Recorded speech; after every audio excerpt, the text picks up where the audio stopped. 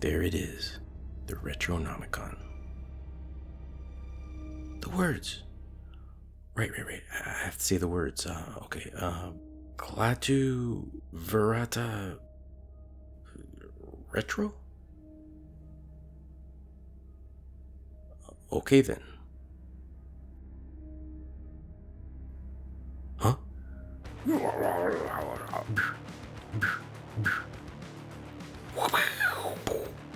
Strange one. Jovius, catch.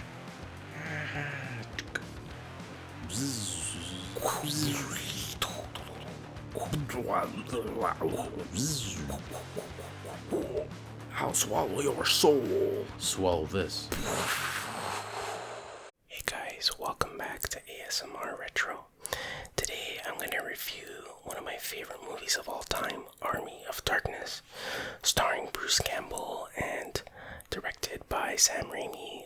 He directed these Tobey Maguire Spider-Man movies, as well as the one MCU movie, Mr. Weirdo, or whatever it's called. Just kidding. So pretty awesome movie. It's the third movie in the Evil Dead series. If you're not familiar, don't worry, I'll let you know what you need to know. Especially because the second movie is a remake of the first one, so you don't need to know that much, but don't worry. Alright, so, this came out in 1993. The first two were horror movies. This one is more like a comedy, adventure, fantasy movie with some horror elements. So yeah, usually when I do these kinds of reviews, I like to draw a comic to help me go over the movie and show my favorite parts and that kind of stuff. So this is what we have here. I call it Retro at the Movies, as seen on YouTube. And this is actually issue 10, so we're in the double digits now. We have the date October 2025, ASMR Retro Comics. We have a Deadite here, we'll get to that later. The title of the movie, Army of Darkness, and there's my little logo face there. It says, trapped in time, surrounded by evil, low on gas. So that is the tagline that was on the movie poster. And there you see the Necronomicon, but I wrote Retronomicon with a question mark. And then I just wrote a cinematic style review of a cinematic masterpiece. It's not really, I don't know why I called it a cinematic review, I just had to write something there. But it is a cinematic masterpiece, the movie, in my opinion. Then we got the fake barcode, and we have our lead character here, Ash, short for Ashley, full name Ashley Williams. And there you see his true-to-life rippled physique there. And you see his chainsaw hand. Yes, I said chainsaw hand. If you haven't seen the movie, you're like, what? But you'll learn. So there you go. There's the cover. And before I forget, the music was done by Danny Elfman, who also did the Tim Burton Batman movies and a whole bunch of other movies. And the soundtrack is fantastic. Probably one of my top one or two soundtrack, maybe two or three soundtracks of all time. It's such a good soundtrack. It totally makes, without the soundtrack, the movie wouldn't be what it is. Let's put it that way. So yeah, let's get started now.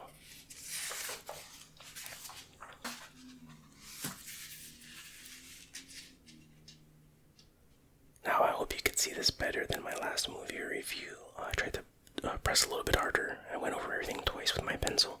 It's always hard to light these things so you can see it, but anyway, I'll try my best here. So the movie starts off with kind of Ash explaining, narrating how we got to the point that we're at right now. So he used to be an employee at a store called S-Mart, kind of like a Walmart basically, and he works in the housewares department. You can see the sign there, and he starts off, he's talking to a customer, and he's like, hardware aisle 12, shop smart, shop S-Mart. You don't see the customer, but he's just finishing off some help with them or whatever. And so yeah, he's a good employee, I guess. And he's like, the narrator says, it wasn't always like this. I had a real life once, a job. I had a wonderful girlfriend, Linda. So there's Linda. And in this one, she's actually played by Bridget Fonda, which I was like, wait, is that her? And then I finally looked it up and I was like, oh yeah, that is her. Now, she didn't play Linda in the second movie. It was a different actress, but anyway, there you go. So then we see some shots from the second movie. There's a cabin there. He says, "Together we drove to a small cabin in the mountains. An archaeologist came to this location to study his latest find, the Necronomicon Ex Mortis, the Book of the Dead." So yeah, they find this book, and it has these weird powers, and one way or another, some passages get read, and it unleashes like these evil demons. They call them deadites, but people get possessed and all that kind of stuff. And Ash is the sole survivor. His girlfriend gets possessed, and he has to, of course, dismember her. That's just, what happens. And then his hand gets possessed, and then he has to cut it off with his chainsaw. So he ends up rigging the chainsaw so that he could, just put his hand, or what's left of his hand, I guess, into the chainsaw. So he has chainsaw hand. Now you know. So yeah, he ends up opening this portal accidentally or somehow. Anyway, so there's a portal here, and the portal sucks in his car, sucks in a tree, and himself sucks in. I don't know if there's a better word for that, but that's what I went with. Pulls him in. There we go. And as he's getting pulled in, he's like, "For God's sake, how do you stop it?" I thought that was funny in the way he said that. And I realize now it looks like he has the Necronomicon, the book, in his hand, but that's just a plank of wood he was using to whatever. Anyways, not important. So then you get the title Army of Darkness. And okay, suddenly you get flashes of light and then an explosion. You see here. And he falls out of the sky. And so does his car and the tree. The tree's not important, but the car is.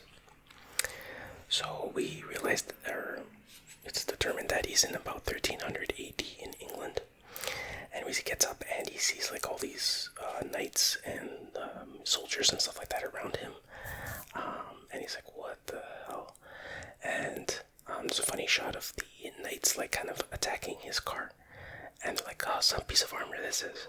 Which I thought was funny. Nice little detail there. But anyways, he gets surrounded by these soldiers. And he's like, where the hell? Easy now, chief. And so here we're introduced to, that's Ash. Here we're introduced to the wise man. No, it's not Paul Heyman, but he's actually played by Mr. Pitt. Remember the actor that, Mr. Pitt from Seinfeld, Elaine's boss for a while. The same actor, which was a perfect choice for the character. He did a really good job. And this is Lord Arthur. He's the lord of this group of people, whatever. And he's like, my lord, I believe he is the one prophesied in the Necronomicon. So yeah, they think, or at least the wise man thinks, he's the chosen one that's going to fall from the sky and save them from the evil. And Lord Arthur, I guess, doesn't believe him, and he says, likely he's one of Henry's men, I say to the pit with him. So Henry, Duke Henry, or Henry the Red as they call him, is a rival force or army or whatever you want to call it. And they actually just captured them as well, Henry and some of his men. So they're bringing him back to be executed. So now they think Ash is part of them, and they say they're going to throw him into the pit, whatever that is. We'll find out. Not Mr. Pit, but the pit.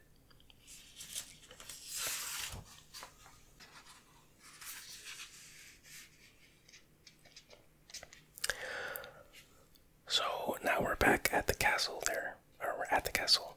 A pretty cool looking castle. I don't know if it was a miniature or just a painting or something, but it looks pretty cool. So they bring the Ash and the other prisoners there. And now they're in the courtyard or whatever they called it there. And there's a bunch of townspeople doing their thing, selling stuff, whatever. And everyone's kind of ridiculing all the prisoners and blah blah blah. And then we're introduced to Sheila. If you can see that. Yeah, Sheila. And she goes to Arthur and she's like, my lord, where's my brother? Because I guess her brother was one of these soldiers. And he's like, oh yeah, sorry, but your brother didn't make it. He was, he died in battle. He fought valiantly, whatever. So obviously she's upset, and her thinking that Ash is part of the opposing army. She goes up to him and starts scratching his face, pulling his hair, and his hands are shackled. Now I can't do anything about it. And she spits in his face and all that stuff. And she says, my brother's death shall be avenged.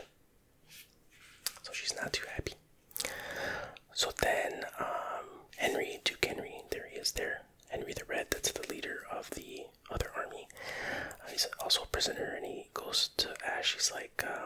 "You're not one of my men. Who are you?" Or something like that. Or he's like, "You're not one of my men." And Ash's like, "Well, who the hell are you?" Or something like that. And he says, "I am Henry the Red, Duke of Shale, Lord of the Northlands, and leader of its people." And then Ash responds, "Well, hello, Mr. Fancy Pants." It's like, "I got news for you. You ain't leading two things right now, Jack and shit." And Jack left town. So there you can see what the humor is of this movie, is that this guy's from the future, or like modern times. He's using his humor against people that don't really understand that kind of stuff. So, but it seems to work. Like, it really seems to insult them, even though, you know, a lot of these sayings or phrases are probably don't make sense to them.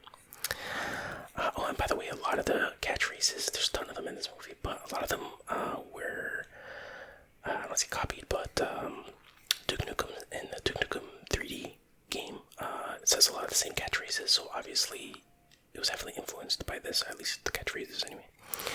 Okay, so now, now we have a back and forth between Arthur and Henry. And by the way, there's a crowd of people around, everybody's watching this, it's like a big deal. And he says, Arthur says, "There's an evil awakened in this land, and while it devastates my people, you attack us." I'm referring to Henry, "you attack us." And then Henry says, like, "The evil is attacking my people too, and you attacked us first," or something like that. And then Arthur very cruelly is like, "Your people are no better than the foul corruption that exists in that pit," or something like that, referring to this pit. And he says, "May God have mercy upon your souls." So they throw one of King Henry's men into this pit. There's like a hole in the ground here. And so he goes in, and everyone like slowly leans forward, everyone in the town square or whatever. And then all of a sudden, boom, a huge amount of blood, a ridiculous amount of blood just like spurts like a fire hose, more than a fire hose, out of the, like a geyser basically, out of the pit. And it's kind of like, there's not that much blood in this movie compared to the first two, definitely, but I guess they used up all the blood here. Actually, I don't even know what the rating is, probably PG, but that's why they didn't want to, but it's so over the top, like it rivals like Nightmare on Elm Street when Johnny Depp gets pulled into the bed. But anyway, it's pretty cool, pretty funny. So that guy's dead, for sure. And then another one of King Henry's men, or Duke Henry's men, is like, "Oh, what the hell with this, I'm out of here." He panics, he starts running away. Like, I guess he gets out of, I don't know, anyways. He starts running, and then Arthur, like, gets an arrow, I think it's like a crossbow type of thing, he shoots it. And then, boom, he gets impaled in the back against, like, this pole or whatever, that's wooden beam. He looked kind of goofy when he was running, to be honest, like, kind of funny sound, but and also especially when he's like impaled on the thing, he looks a lot like Tim Robbins, I think that's his name, the guy from Shawshank Redemption. I don't know why, obviously it's not him, but man, it's something, he definitely gives me those vibes. If he told me that was him, I believe you, let's put it that way. So then the camera slowly pans back through the crowd, back to Ash, and then they're all looking at him, and Ash realizes, "Oh crap, I'm next." And he's like, "Whoa, wait a minute, you gotta understand, man." And then he points to Henry. He's like, "I never even saw these a-holes before." And then he saw that Arthur wasn't like responding to that, and he's like, and then he goes to Henry. He's like, "Henry, you gotta tell him you don't know me." Which is kind of funny. Like, first he just called him an a-hole like 2 seconds ago, and now he's asking for his help, which I think is pretty funny. But then he's like, Henry's like, I do not think he'll listen, lad." So he's kind of screwed.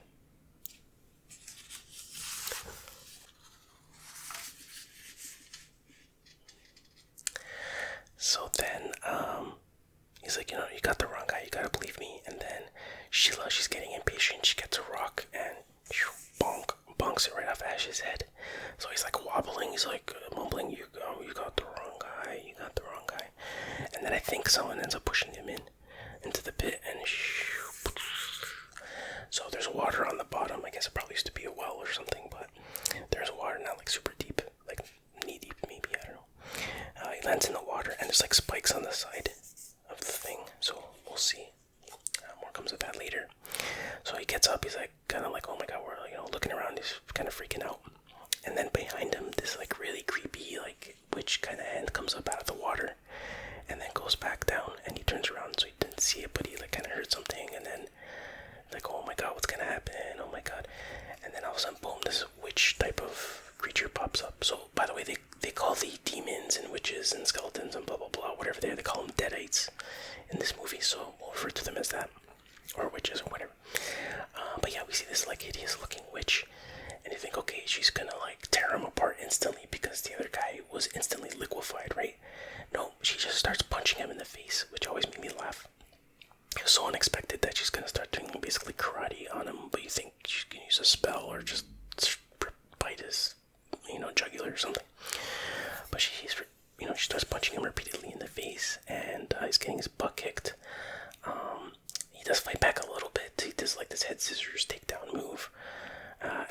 starts like cheering for him too, and Sheila starts to get not impatient. She starts to get upset because she sees that he's fighting back and he's winning the crowd over basically. And then the Arthur calls for spikes, so they turn this crank thing, which causes the spikes over here to close in. So they're slowly like closing in and gonna impale him. So there's more tension. So he grabs the witch and throws her into the spikes, which gets impaled, but then it doesn't really do much because she almost instantly like gets out of it. So he's in a tough situation. Now we have the wise man, Mr. Pitt, at the top of the pit, and he's like, "Strange one." Ash looks up, and the wise man has his chainsaw, and he throws it down to him. I guess he suspected like this is a weapon, or that he could use this somehow. So his instincts were spot on. And this is one of the best shots in the movie, and I realized it doesn't really fit like here, but you can see what I was going for here. So the chainsaw is coming down, and then Ash jumps up and he's like, yeah, and then his like hand goes like right into the or not his hand, but whatever, his arm goes right into the slot that he made for his arm, and it goes thump, click. It makes such a satisfying noise. But the way he just jumps up in like slow motion, I don't know if it was reversed or what effect was used there, but it's so damn cool. Such a like glory shot kind of thing. I don't know. But anyway, excellent shot there. So then Ash lands with chainsaw, and he does kind of like almost like a karate, not a karate pose, but something you see in a kung fu movie. It's like, oh yeah, it's on now. And then buzz. He just like with one swipe decapitates the witch, and the crowd's like, yeah. And then I think at this point she was like, damn you, and she like walks away because she wants him to die. And then so Ash is still like panicking because like the spikes are still closing in on him, and then he's trying to find a way out. And then all of a sudden, like another deadite demon looking thing just like comes out of not out of the wall, but like out of the darkness, I guess. And it reminds me very much of something you'd see in the Doom games. I always thought of that guy like that. I'm sure Doom inspired at least some of this. Maybe not, I don't know, bro. Actually, maybe the first two movies inspired Doom. But anyway, so the creature comes towards him, and Ash just slices his hand off with the chainsaw, and then that hand goes like flying up out of the pit, and there's like this old guy watching, and then the hand just like goes into his face, and then like everyone starts laughing at him. It's such a Sam Raimi moment. It's actually pretty funny though. I get a kick out of that. So unnecessary, but so it does add a lot, I guess, a lot of humor. So then the creature's still coming towards him. Ash uses his belt, kind of like a whip, like Simon Belmont or something, and he whips it around the chain. I guess the chains are being used to like activate the spike mechanism that's still closing in on him. So the chain is going up, so that's his to get out of the pit. But the creature's still attacking him, and he keeps kicking it, and then eventually he gets pulled out of the pit just in time, and the spikes close in on the creature, or so we think. So Ash steps out of the pit, and everyone's like kind of shocked, like, wow, like no one's ever done this, like, wow, this guy, there's something to this guy, like they're all kind of scared of him or whatever. And he's all like pissed off, rightfully so, and he walks up to Lord Arthur, and Lord Arthur's just like silent, just like kind of staring at him, and then Ash is like, your shoelace is untied. And then Arthur like slowly looks down, and Ash, boom, just clocks him right in the face, like uppercut or whatever, and Arthur goes flying and lands on the ground. And then Ash is like, alright, who wants some? And that's one of those Duke Nukem lines, who wants some? He's like, who wants some? Who's next? Huh? Who wants to have a little? And he's like looking around in the crowd, and then he sees this guy. This is one of the guys that was whipping him when he was a prisoner. And he's like, you. And this guy has such a funny face for this scene, like it's perfect. He's like, you. And he's like all worried. He's that worried face. Is like, you want some more? You want some more? Huh? Do ya? Huh? And he's like kind of pushing him or whatever. And he's like, I didn't think so. And the whole time the guy's like shaking his head like, no, I don't want any. And he looked like really super worried.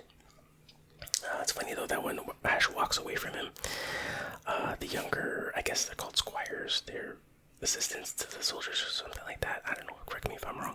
I'm just gonna call him a squire. He kind of, steps up and he looks at this guy and just gives him a look like you're gonna let him, boss you around like this. He didn't say anything, just the look was enough. And this guy like gets upset and he pushes him like, get out of here.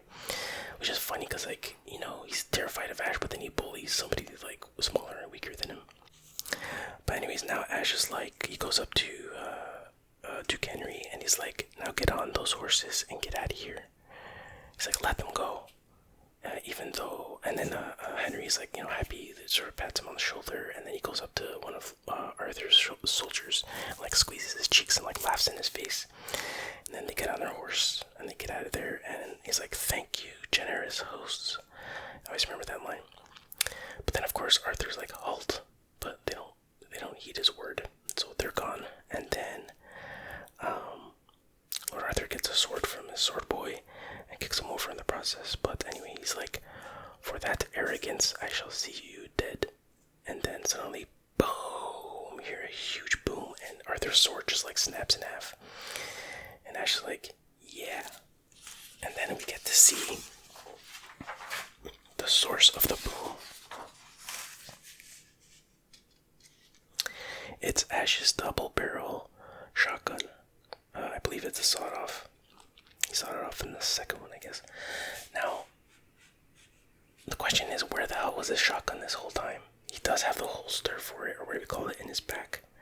But he never used it up to this point, so maybe the wise man had taken it from his car or something like that and put it near the pit or something, I don't know. But it's the first time he uses it. And he's like, this is classic, he's like, alright, you primitive screwheads, listen up. This is my boomstick. And everyone's like, it scares everybody because he says boomstick so loud. He's like, it's a 12 gauge double barrel Remington. S-Mart's top of the line. You can find this in the sporting goods department. Shop smart, shop S-Smart. You got that?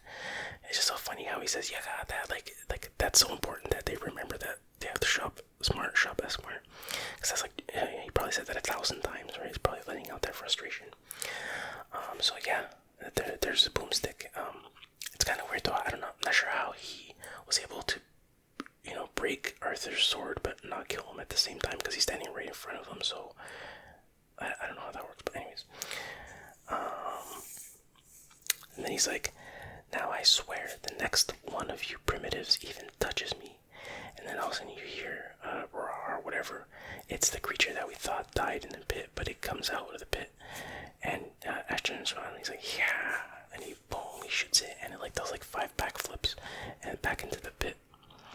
And everyone's like, oh wow, like everyone's like wow, this guy is something special. This guy is the chosen one after all, whatever. And then he's like, they show a close up of Ash. He's like, now let's talk about how I get back home. All right, so now he's in like some kind of throne room type thing. He's sitting on a throne type of chair. I'm not sure if it is a throne or not, but and there's like all these beautiful women around him. They're feeding him grapes, fruits, chicken, or whatever. He's feasting. He's drinking wine or whatever, treating him like a king. And then Sheila comes in, and she's all nice now, and she's like, "Forgive me. I thought you were one of Henry's men." And then Ash is like, "First you want to kill me, now you want to kiss me. Blow." And he spits out some like seeds or whatever. So I should mention that, yeah, Ash's character can be kind of douchey sometimes, and sometimes he can be cowardly and selfish or whatever, but that's kind of his arc. Like, he always ends up becoming like heroic when he needs to be, when it really matters, or at the end of the day, he always saves the day kind of thing. I mean, that's not so much how his character was in the past, but that's what his character kind of becomes. So then Mr. Pitt, the wise man, I keep calling him Mr. Pitt, the wise man comes in, and he says, so, the Necronomicon can't send you home, we require it to, but only you can quest for it. You have to do this on your own kind of thing. The chosen one has to do it on his own kind of thing. But Ash is like kind of impatient. He's like, listen, I don't want your book, I don't want your quest, just send me home, chop chop. But then suddenly you see like one of the people in the room, they were like cooking something in the big, what do you call this thing, cauldrons or whatever. She drops whatever she was making. She spills something on the floor, and grabs everyone's attention, and then she turns around and, oh my god, she's a deadite witch. And she's like, you shall die. You shall never obtain the Necronomicon. We shall feast upon your soul. And she's like levitating, and then she kind of just collapses, like she faints or whatever on the ground. And so I'm assuming that this was somebody that got possessed, somebody that was there cooking who suddenly got possessed, because that's kind of the way it works in these movies. But anyway, so Arthur goes to check on her, and then he's supposed to like grab her shoulder or whatever, and Ash grabs his hand. He's like, it's a trick, get an axe. I love that line. I don't know why I didn't draw that, but and then what happens? The witch suddenly gets up and starts like beating people up and throwing people around. So then the witch picks up the cauldron and she's about to throw it on somebody, and all you hear is boom, and Ash like shoots the cauldron out of her hand, and then they have a fight. He shoots her like a million times, and she goes down finally. I didn't really like this scene too much because the camera was very shaky, like way too shaky. Kind of feels like somebody else directed it. Maybe Sam Raimi was sick that day or something. I don't know, bro.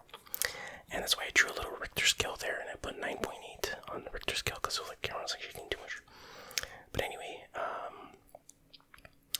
and then the wise man's like, okay, now do you see, how bad things are? Now will you quest for the book? And then Ash like looks down at his, missing hand, and we cut to a pretty cool montage of him building himself a new hand.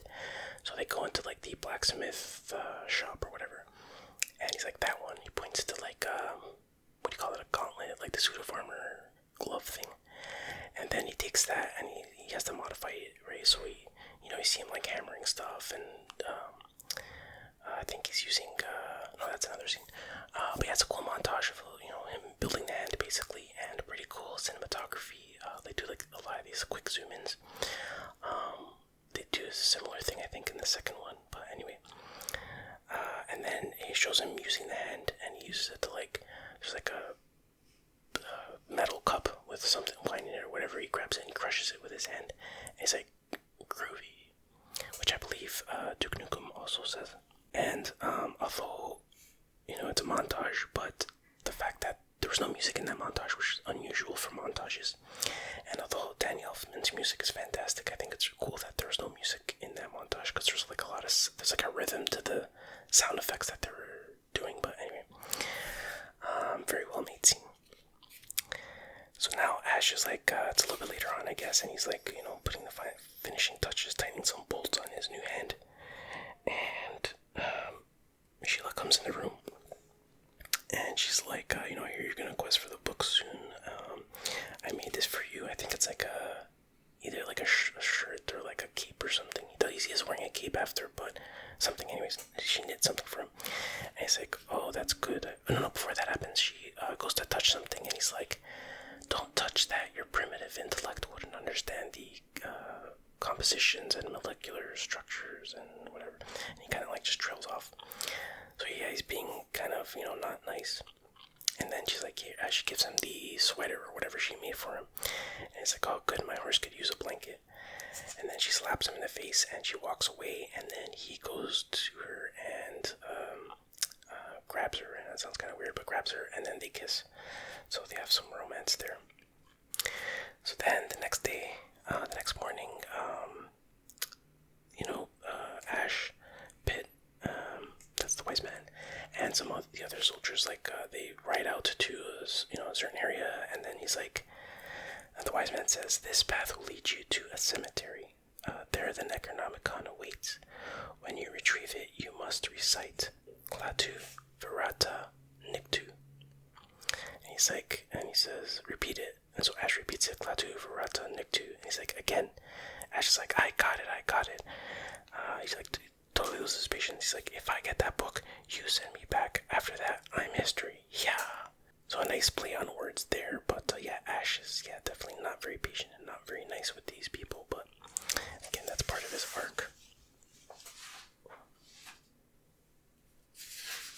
He's been through a lot too, so. Okay. So now we have, the classic thing where, Ash is going through this forest, and then suddenly, like, this evil force, whatever it is, starts following him, like, starts chasing after him. But you only see it from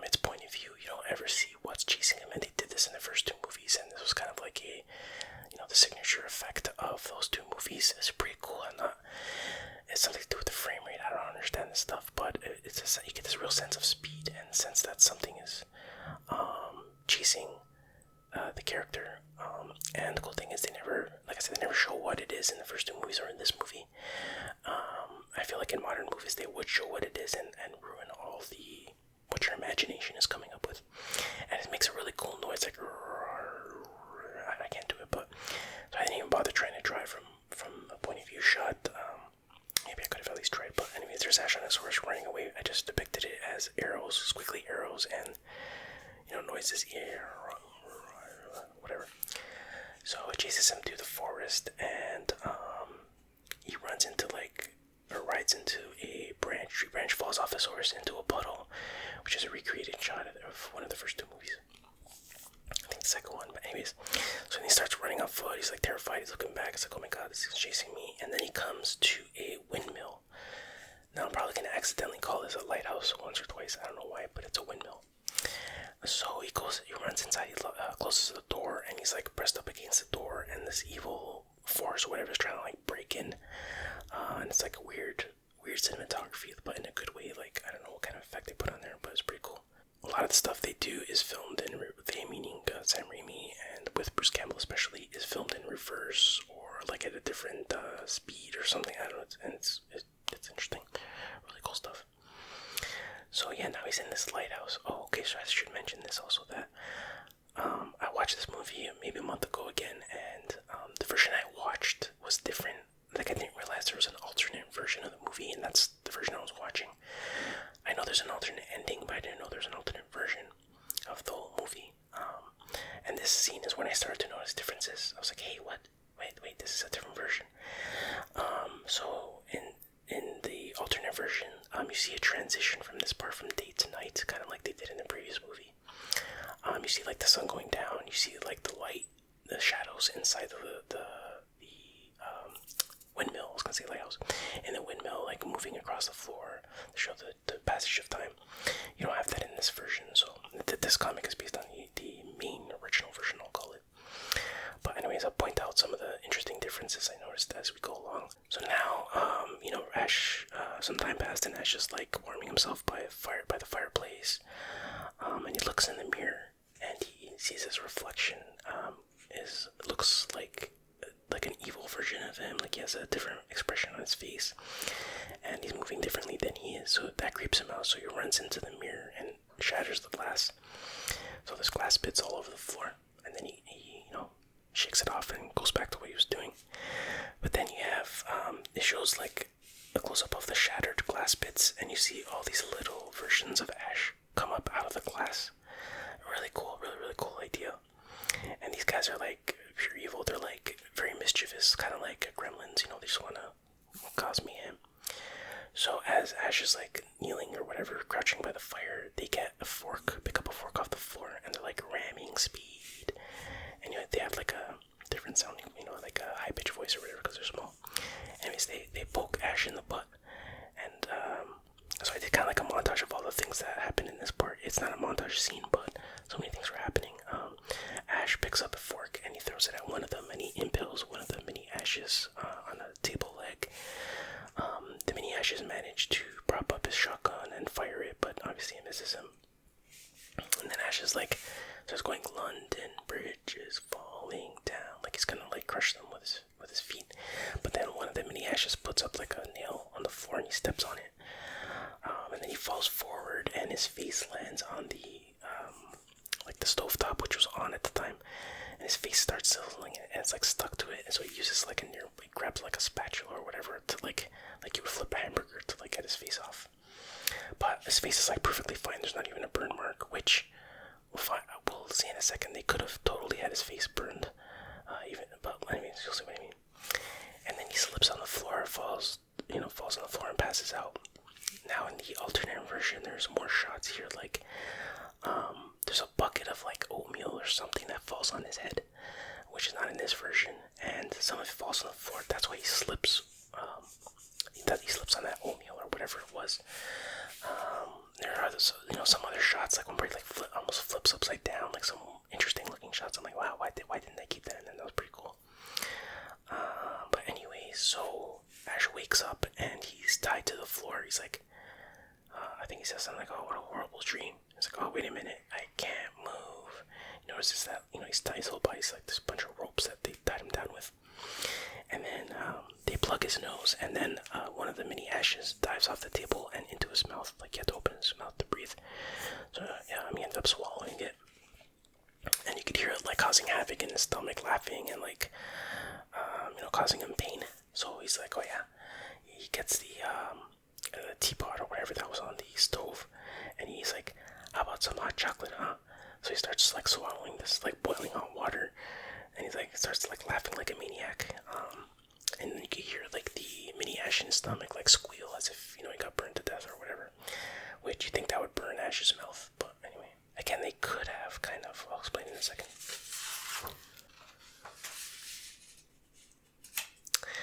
Okay, then Ash, like, he's, his shoulder starts itching. He starts, what's going on here? And then, he rips open his shirt a little bit, and you see an eyeball growing out of his shoulder, which is legitimately disgusting and disturbing. So he runs outside, and he's like, oh dear God, it's growing bigger. And, like, suddenly, like, you see there's, like, another head growing out of his shoulder. And there's a shot where there's, like, a moon in the background. Like, some of this was stop motion, I think. But anyways, there's a moon in the background, and I guess this head howls like a wolf, like a woo. But yeah, they start, like, fighting. Well, this one starts punching Ash in the face. Kind of slapstick humor there. Some crappy effect they did, I have to admit, on one part, like a mirror effect. It didn't really work too well. The head is another version of Ash, by the way. I probably should have explained that. So this is basically, we'll call him Evil Ash. It doesn't really have a name, so we'll call him Evil Ash, and then the regular Ash will just call Ash. But they do end up, like, splitting apart completely, so there's two Ashes now. Ash is like, who are you? And Evil Ash is like, I'm Bad Ash, and you are Good Ash. Goody little two shoes, goody little two shoes, good. He keeps saying that, and he's doing this little dance with his feet or whatever. And Ash is like all confused. To look at his face, like he's confused, or he looks down at his feet, like he's trying to figure out, like, what's this guy doing? So he keeps going on goody little two shoes, and then suddenly, you see Ash's shotgun barrel pointing right at his face, and then boom, and then he goes flying, like, right into a tree. Evil Ash does, and then Ash is like, good, bad, I'm the guy with the gun. Classic line, classic line. So then, there's a scene where he's on, like, a table or something outside of the windmill. I think I called the lighthouse before, but the windmill. And he chains him up, and then he has his chainsaw, he revs his chainsaw, and then that's Evil Ash with his face is, like, all, like, messed up because he got shot right in the face. But yeah, he revs the chainsaw, and he wakes up just as Evil Ash wakes up just as he sees that he's about to be, chopped into pieces, and he screams, ah. You don't see any of him, the dismemberments, but it's implied that's what happens. And then, so we see Ash dug a grave, and he's throwing Evil Ash's body parts into the grave. This is what he does in the other movies as well, to people who are possessed. And then he throws it in his head, and then Evil Ash is like, you shall never, he's still alive, you shall never retrieve the Necronomicon, you shall die in the graveyard before you get it. And suddenly he has an accent, like a Scottish accent, I think. Or is it Irish? I don't know, bro. And then Ash is like, hey, what's that on your face? And he's like, huh? And then he just starts shoveling dirt onto his face. And Evil Ash is like, I'll come back for you. It's a pretty brutal thing to do. The joke. I know, joking before you're about to bury somebody alive. But he's evil, so whatever. So then he, puts this makeshift cross into the dirt once he's all buried. And that's that. So, now we get to the the cursed cemetery or whatever. And such cool shots of the cemetery. It's like you got graves, obviously, and some steps, and then you got, like, an altar kind of thing, which the Necronomicon is on. And again, the Danny Elfman music is just perfect. So perfect for this movie. So he slowly approaches the Necronomicon, he goes up the steps, and he looks at the altar, and there's 3 Necronomicons. What? So, yeah, it says, he's like, 3 books. I wrote 3 book, whatever, I forgot the S, but anyway. It's like, wait a minute, nobody said anything about 3 books. Like, what am I supposed to do? Do I take 1 book, or all books, or what? So he's like, oh, whatever. So he goes for this book first.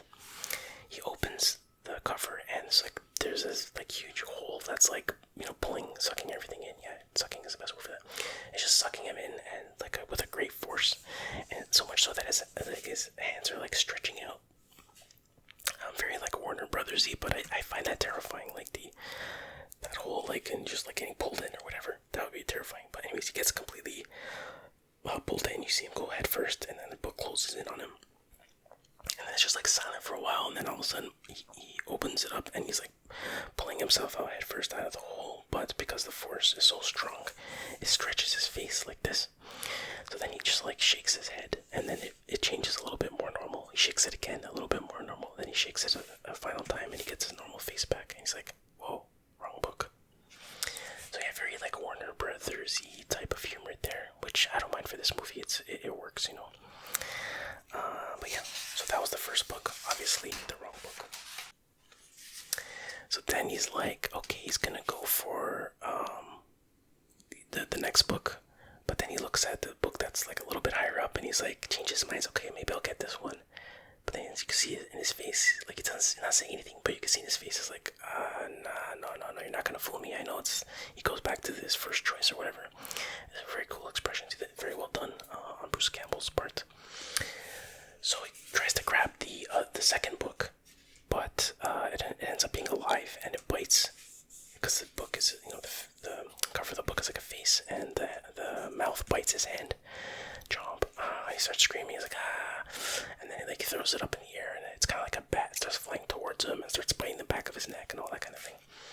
And then eventually just goes back down on the altar there, and Ash is like, oh, I'll get back to you, which he never does, but still funny. So then finally he's like, okay, well, it's obvious now which one it is. So he goes for the third book, and just before he gets, he's like, whoa, the words. Wait, I have to say the words. Okay, and with a very like majestic voice, he's like, Claudu Verata. And then you can see the look on his face as he realizes he can't remember the third word. He's like, necktie, nectar, nickel. He just can't remember what it is, and it's a great shot of him from far away, like trying to remember what it is. By the way, Klaatu Barada Nikto, as I was going to mention, it is from The Day the Earth Stood Still. It was said in that movie, that's where it's from. But I think in that movie they say Klaatu Barada Nikto or something like that. Anyways. So, he's like, he looks around and he's like, Klaatu Barada, cough, cough, cough, cough, cough. He's just pretending, he kind of mumbles and coughs through it.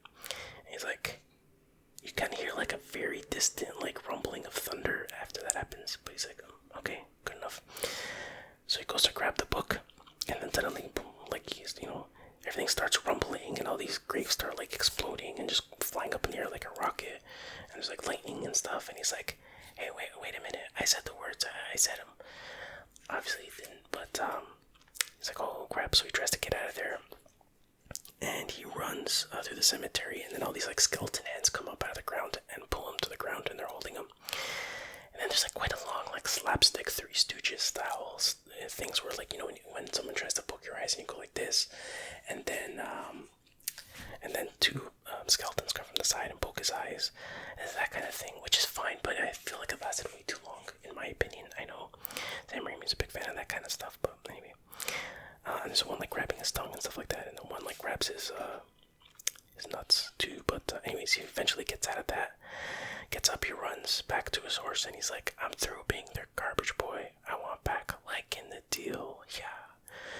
So okay, he leaves, and then you see the grave where he buried Evil Ash, and lightning strikes it, and then there's a very strange effect, where he's like reanimated, and like all his bits come like back together, and it makes like a really weird sound. It almost looks like bits of construction paper cut out and animated. I can't really explain the effect, and I don't think it works very well. That was one of the rare misses of weird effects that Sam Raimi does. Like, he does a lot of weird stuff, but it usually works. This was not one of them in my opinion. But then you see a close-up of Evil Ash in his current form. He looks completely different. It's very, very good makeup, though. He's played by Bruce Campbell still, but you would never recognize him. And he has like longer hair, and his face is all messed up from the shotgun blast, but even like his upper face is like, all corrupted or whatever you want to call it. So he looks pretty cool, and he's like, I live again.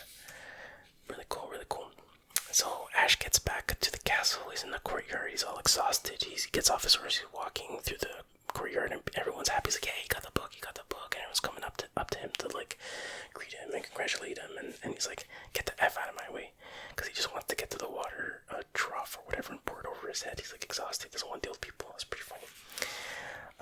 And then yeah, so the wise man is like, "Did you get the book?" He's like, "Yeah, it's just that." He's like, "Just what?" He's like, "Nothing here." Give him the book. And he's like, "Did thou recite the words?" And he said, "Yeah, basically." He's like, "Fool, when thou misspoke the words, you doomed us all." So he knows that the Deadites. He's like, the Deadites have a great hunger for the Necronomicon, and they won't stop before nothing will stop them before they get it or whatever. And he's like, "Listen, I don't care about that. Send me back. We had a deal. You're supposed to send me back once I got the book." And then what's his face here? Arthur's like, "Very, very well. We're men of our word. And we'll send you back or whatever." And Ash is like, yeah, exactly. So let's get started. Or when can we start with the ceremony and all the whatever? And you can see all the people in the town are disappointed. Oh, by the way, yeah. So he mentions that the book still has the power to send him back, but to them it's useless because now maybe there's supposed to be a spell in there to get rid of the evil, but I guess it doesn't work anymore because they didn't say the words right. I don't know, bro. Anyway, so you can see all the townspeople like turning their back on him. They're disappointed that he's leaving without helping them. And then Arthur's like, "The wise men were fools to trust in you." And everyone's like walking away. And then Sheila comes up to him and is like, "I still believe in you. I still believe you will save us." He's like, "What are the sweet words you spoke the other night?" And I was like, "That was just pillow talk, baby." And then she's like, "I still have faith in thee that you'll save us or whatever." And you can see like a lot of shame in Ash's face. He did a really good job portraying shame. And when Sheila realized that, yeah, he's not gonna help us, she turns around and she's like, "Coward." So yeah, Ash is feeling bad about what he has to do to leave them or whatever. But then, just then, some winged deadite, very very disgusting looking deadite, swoops down and grabs Sheila and flies off. And everyone's like freaking out. And Ash is like, "Sheila, damn you!" He's not saying damn to Sheila. He's saying damn to the creature that took her. So Sheila's gone. So this is another fantastic shot in the movie where, here we have evil Ash. He's decked out in his like armor. He has a sword. He has a helmet, and he's in the graveyard. And you see all these skeletons. They're digging out other skeletons. So he's forming his army, the army of darkness. These deadites, and it's great because there's a lot of like stop motion animation skeletons in the background. Excellent stop motion animation. But also in the foreground you have like guys, actors in a suit like him, and this guy was just a guy in a suit, but this guy here was like I don't want to say animatronic, but a puppet basically. So there was like way more skeletons in the background, so much going on, so well done, perfect. And he's like, "Dig, damn you, dig." So again, he's telling him to dig out other army people, and then they bring in Sheila as a prisoner, and he's like, "Aren't you a sight for sore eyes," or whatever. And then evil Ash is like, gets really close to her, and he's like, "Give me some sugar, baby." Actually, I think I might have forgot to say it, but when Ash and Sheila kiss before, he says, "Give me some sugar, baby," so that's why he said it there. And then he forces a kiss on her, and in the alternate version, that kiss lasts like much longer, and it's more disturbing and not in a good way, so I'm glad they cut most of that out. Yeah, so I guess he wants to make her like his like queen of evil or whatever. So now we're back at the courtyard and everybody's panicking, and he's like, "Oh my god, what are we gonna do? Should we run away? What do we do? I don't want to die, blah blah." Everyone's just in a panic. And then boom, Ash fires his boomstick, and then everyone is like standing up on top of the castle, not on the very top, but on a higher level. And Ash is like, "Go ahead and run home and cry to mama. Me, I'm through running." I always love the way he said that. He's like, "I say we stay here and fight." So here you see like he's finally becoming brave and doing the right thing. And then Arthur's like, fight with poor words or more loudmouth something from the future, loudmouth men from the future. And he's like, "Just me, baby, just me." And then Arthur's like, We are but 60 men. Most people already have fled. How will we fight an army of the dead? And then Ash says, we'll get Henry and his men, not King Henry, we'll get Duke Henry and his men to fight with us.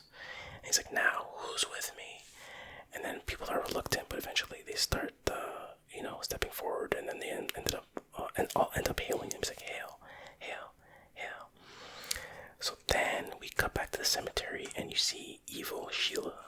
So she's been converted, I guess, to a deadite. She kind of looks like a witch. She looks pretty different, but not like... Anyways. And she's like, she has a great line. She's like, I may be bad, but I feel good. She said that like so cool, with like a smirk on her face. So anyway, then, what's his name? Evil Ash is like to the castle. So then back at the castle, we have a really cool montage where they're, preparing for the battle. They take Ash's car into the blacksmith shop, pulled by horses or whatever. And then they take out the engine. Back in the trunk of his car, he has some shotgun shells, but also a chemistry 101 book, which he uses to figure out how to make gunpowder, which they make explosives out of. You see them like crushing the stones and everything. Funny part is you see the wise man inspecting one of these sacks of gunpowder that they made, and he wants a closer look, so he puts it over a candle. And then Ash is like, whoa. He takes it away from him, and he moves the candle away from him, because, it would have exploded. You see Ash welding something, and then you see a part where he's training a bunch of the other guys. He's like, almost like a karate class. He's like, yeah, who, he, ha. And then they kind of repeat what he does in a group. And then I forgot to draw this part, but later on, they use that same attack on a bunch of deadites, and it works. They're like, ha, he, who, ha, in a group, and they kill a bunch of deadites. So it's pretty funny. Anyway, so now that everything's they're prepared for battle. They're waiting on Ash is on the roof of the castle. You see them in the background, and the deadites. A scout's like the deadites approach, and he sees how big their army is, and he's like, "There's so damn many of them. Maybe, just maybe, my boys can stop them from getting the book." He's like, "Yeah, maybe. I'm a Chinese jet pilot." In the alternate version, he says, "I'm going to need more men," instead of this line. You see the Necronomicon is, in this caged off area here. And there's great shots of the army, the army of the dead approaching the army of darkness. Like, a bunch of skeletons with various types of armor and weapons. And there's one playing a flute and one playing, drums, but each drum is like a skull. And you even have a bunch of bagpipe playing skeletons. It's really, really cool. Again, there's stop motion. Most of them in the scene are puppets and people in suits, but just so cool to see. And then you see Evil Ash. He's like, "Bring me forth into thy castle." And you see he has a rope. It looks like a rope around his neck. And I finally figured out what. I thought it was just like a rope, that was holding his cape or something. I didn't really know what it was, but I found out during this viewing what it was. We'll see in a second, and it's pretty brilliant. So then Ash calls for arrows, and you see all the arrows, pull back the thing or whatever. There's a whole bunch of them, and then the torch boy lights the wicks because they're tipped with explosives, with gunpowder. And Ash is like, steady, steady, steady, and Arthur's freaking out, sweating these things are gonna explode in her face. And he gives him the signal, and Arthur's like, fire, and then they hit the deadites. I might say Jedites by accident, but anyways, deadites. And then boom, there's just the great explosions. You see skeleton bones flying everywhere. They had these wooden shield things on wheels to protect them, and they just blow up to smithereens. So cool, so cool. So a bunch of skeletons, get blown up, and then they see another group approaching from the south. So it's catapults south. It's yeah, and then they fire a bunch of flaming explosives at them, and again, it's such a cool explosion. It's and you see just bits and pieces flying everywhere. So they're dropping like flies. And then a funny shot where they're celebrating. They're this, they're laughing because triumphantly. And then that's Arthur and Ash, and then Ash kind of slaps him on the shoulder, and then Arthur gives him a look because he didn't like that at all. It was a pretty funny shot there. It was unnecessary, but it's funny. So So now Evil Ash is upset. He's like, "Oh, you miserable bags of bones, pick yourselves up." And Sally, trying to say Sally Forth, but his jaw dislocates. So he tries again. He's like, he puts it back in. He's like, "Sally," and he puts it back in again. He's like, "Sally Forth." He's all upset. He's like, "Grumble, grumble, grumble." So that was pretty funny. But this is when I realized what that rope was. It's actually tied around his head and around his jaw to keep his jaw from dislocating. And I thought that was brilliant because they never mention it. It's just something that's there. It's a detail that's just there. So cool. Anyway, and then another great shot here where the Deadites, they have like this tree what do you call it, tree trunk with wheels, and can use it as a battering ram. Oh, and they brought their own like makeshift bridge that they put over the moat so they could cross. And there's a lot of great shot here where there's like stop motion skeletons in the foreground, but in the background there's like live actions. It's so well done. But then Ash is like rocks, so they throw a bunch of rocks on some of the Deadites, and one gets crushed, and Ash is like, "Oh, that's gotta hurt." It's a funny line. But Evil Ash calls for arrows, so the Jedites start. I said Jedi again. The Deadites start shooting arrows, and he gets a few of the humans, so we starting to get some human casualties now. And then eventually they burst through with the battering ram through the front gate. The Deadites come in and start killing some more people, and what's his name? Arthur's like, "God save us all."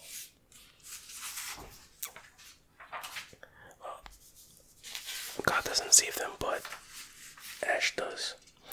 So suddenly he bursts out of the blacksmith area with what they call the Death Coaster. They don't call it that in the movie, but it's known as the Death Coaster. So basically they had modified his car during that montage to be this. Now it's steam powered, I guess. It has like this thing in the front, it has like these spikes on the sides, and most importantly it has this huge propeller blade thing on the front. I'm not sure what they made that from. But yeah, and he just like crushes a bunch of these skeletons. There's a really cool shots where there's like the skeletons are running in front of the blades, and then they get caught and they get like thrown, they get launched. Such a cool shot. And then some try to get up on the side of the car, and he's like, "Goodbye," poof, and he's like blast them with his shotgun. So very, very cool. And again, the heroic Danny Elfman music is like just so perfect. And he's like, "Say hello to the 21st century, yeah," and like the steam things like woo, woo, woo, so cool. Definitely a cool moment in the movie.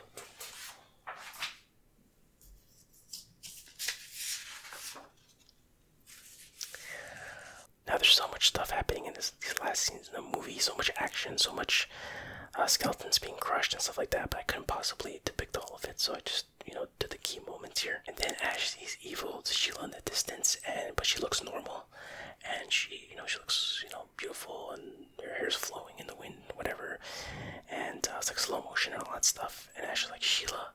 So he swerves out of the way, and the Death Coaster like flips over and blows up, so that's the end of the Death Coaster. So, what's her name? Evil Sheila attacks Ash. They fight for a bit, and he ends up, he's on top of her, or she's on top of him, and he kicks her off, and she ends up going into the pit. So I guess that's the end of Evil Sheila, maybe. I don't know, maybe. And then there's a part where, like, Arthur is fighting some Deadites, and then he gets shot with, like, an arrow or two in his back or in his, like, shoulder. He's okay, but he's, like, struggling, and, like, all the guards who are guarding the Necronomicon, heavily armored guards, they step forward and like, "Me lord," because they want to help him. He's like, "Stay with the book," which I thought was a cool moment there. And then suddenly the raid, Duke Henry and his men have come. So I guess Duke Henry and his guys got the message, and they came to help. And he's like, "Bones, blood, and death," and he just smashes a skeleton's head into like smithereens, into dust. And then, yeah, interestingly, in the alternate version, this doesn't happen at this moment. It happens a bit later, but we'll get there. And then Ash gets up on top of like a higher level of the castle, and then Sheila's still alive. Evil Sheila, she pops up out of nowhere, and she starts attacking him or whatever, and she kind of has him cornered, and she's like, "You found me beautiful once, And then he's like, honey, you got real ugly, which upsets her. And then she jumps towards him and he impales her with like a spear and just throws her off the top of the castle. So I guess Sheila's dead. I guess she's dead. I guess Sheila's dead. Anyway, so finally he approaches Evil Ash. He was about to get the book. He stops him and they go through this big fight. Most of it's like clank, clank, clank, clank, clank, clank, like that kind of sort of fighting. But there is some cool moments here and there. One part he's fighting Evil Ash on one side and he's fighting like another Deadite on the other side, like going up steps. So that was kind of cool. He stabs Evil Ash in the shoulder on one part, and then he like flips up over him on the other side, and then like stabs him in the back. That kind of thing. That was pretty cool, pretty well done. But tons of action going on regardless. And then he sets Evil Ash on fire with a torch, and then he grabs a rope and he's like, tally ho, and boom, he kicks him off the castle. Okay, now we see Evil Ash is still alive. He climbs back up the castle walls, and all of his flesh is burned off like completely just by being on fire for like a minute. He manages to get the Necronomicon. You can see it there. He has like a pretty cool stop motion animation fight with Ash. Like Ash is real, but he's stop motion animation, so that was pretty impressive. But he manages to kick Ash off the castle, lands on the floor, and a torch he has in his hand, or had in his hand, happens to land near the wick of this bomb that's, not the bomb, but the gunpowder that's on the catapult. And Evil Ash jumps down on top of the catapult. Really stupid idea. And he's like talking smack to Ash. He's like, I crushed your pathetic army, blah blah blah. And then Ash is like, buckle up, bonehead. So he cuts off his hand that is holding the Necronomicon. So he gets the Necronomicon, and then he cuts the rope of the catapult. And then it shows a close-up of Evil Ash's face when it's like the top part of his skull comes up, and his mouth opens, and it makes like kind of like a train whistle, steam whistle sound, because he knows what's about to happen. So he goes, he gets launched in the air. He's like twirling, and then it blows up. So that's the end of Evil Ash.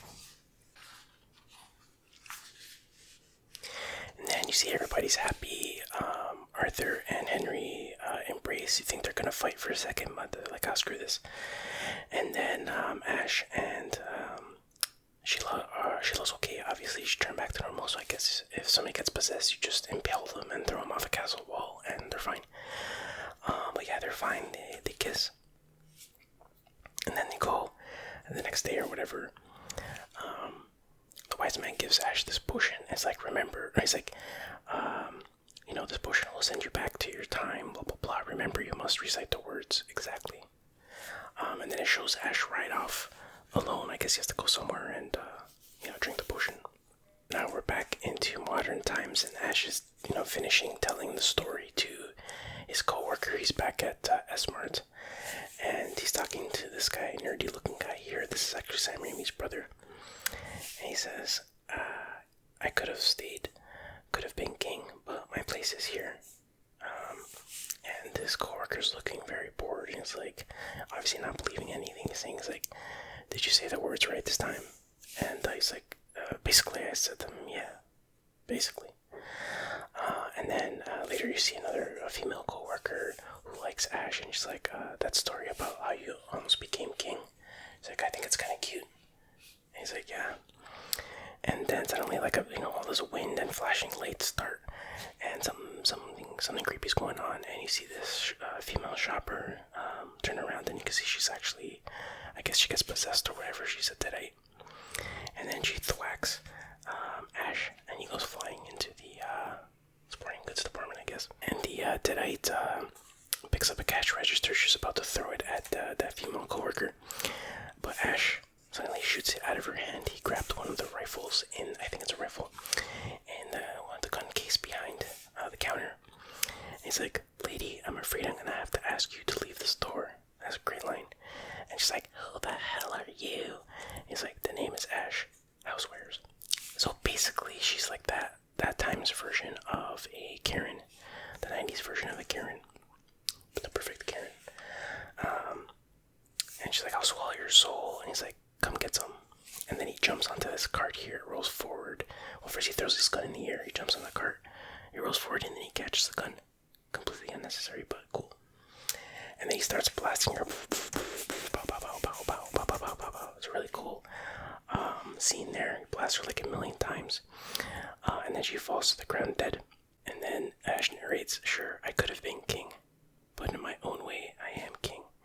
And he grabs his coworker, female coworker, and he's like, "Hail to the king, baby." And then they kiss. And the end. So yeah, classic movie. What a good movie. Oh, by the way, the alternate ending in the alternate version, he's supposed to drink 5 drops of the potion, and then he'll sleep for like over 1,000 years, and then wake up in his own time. But he's supposed to have 5 drops, but he has 6, and then he oversleeps, and he wakes up, and it's like his hair's all long. He's got a long beard, and he's like, I don't know, 1,000 years in the future of our time, like, I don't know, 2,000 or 3,000, whatever. And everything's destroyed. Everything's futuristic, but it's also destroyed. So there's some kind of apocalypse, and he's like, "Oh, I slept too long, no," or whatever. So I like this version much better. And maybe they're setting up another sequel but that would take place in the future. I don't know, bro. But anyways, this is a much better ending. Anyways, this is a fantastic movie. If you haven't seen it, I highly recommend it. Don't worry if you haven't seen the first 2, not necessary. It's a lot of fun, a lot of action, adventure.